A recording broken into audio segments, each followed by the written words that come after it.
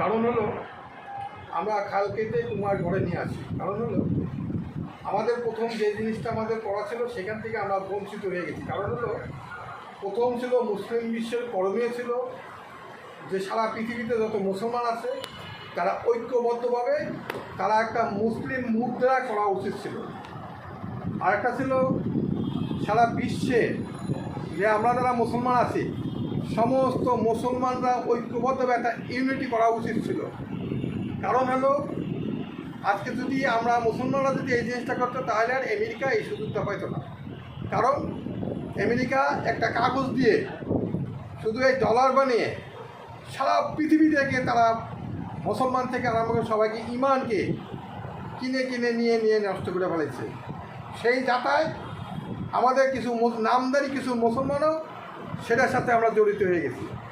কিন্তু আজকে উচিত ছিল সারা পৃথিবীর মুসলমানদের করণীয় উচিত ছিল, এবং আজকে যে সারা পৃথিবীর মুসলমান যদি ঐক্যবদ্ধভাবে আজকে যদি সেই আমেরিকাকে আজকে যদি তেল না মাখত এবং আমেরিকাকে যদি এই উপসাগরে আরব কান্ট্রিওয়ালারা যদি তাকে যদি পাত্তা না দিত, এই জন্য দায়ী হলো আরবওয়ালারা। তারা এই মুসলমানের খনিজ সম্পদ আজকে দেখা যায় যেখানে 60% খনিজ সম্পদ মুসলমানদের এবং 40% মুসলমান আছে ঠিক মতো খাইতে পারতেছে না। কারণ হলো ওই যে আমেরিকা দেখেন যেখানে খনিজ সম্পদ সেখানেই তাদের আধিপত্য বিস্তার তারা করতেছে। কারণ সেজন্য দায়ী আমরা মুসলমানরা। আর একটা সবচেয়ে মুসলমানদের সারা বিশ্বে যেটা সংকট সেটা হলো আমরা সুদের ভিতরে লিপ্ত হয়ে গেছি, যেই কারণে আজকে আল্লাহ আমাদের থেকে নারাজ হয়ে গেছে। কারণ সারা পৃথিবীতে এমন একদিন আসবে সুদের দরজরে যারাই সুদে আছে সবাই ধ্বংস হয়ে যাবে, কেউ টিকবে না।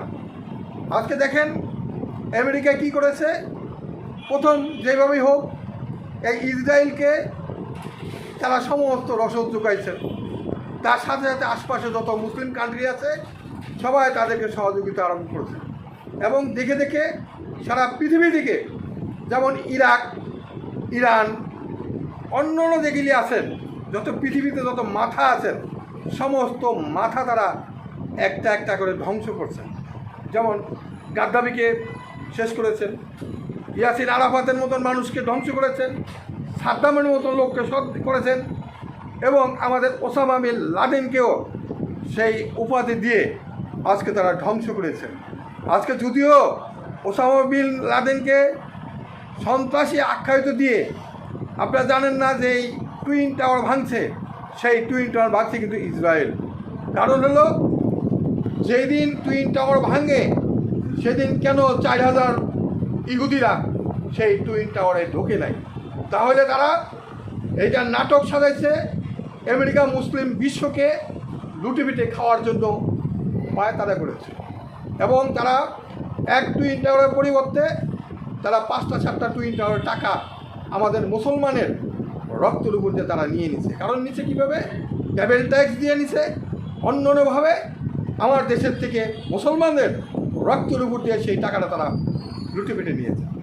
যেমন যেখানে খনিজ সম্পদ সেখানে আমেরিকা, সেখানে পৃথিবীতে কিছু নাম করা মুসলমান নামদারি দালাল, ওই দালালরা সেই আমেরিকার সাথে হাত মিলিয়ে এবং এই যে দারিদ্র মুসলমানদেরকে তারা বঞ্চিত করেছে।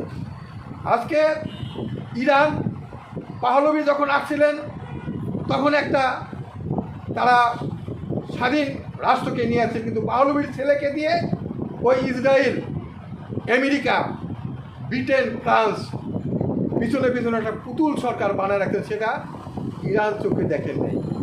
আপনি কেন চোখে দেখেন নাই তার খেসারত আজকে আপনারা দিতেছেন। সেরকম পরিণতি আমার বাংলাদেশে হতে পারে।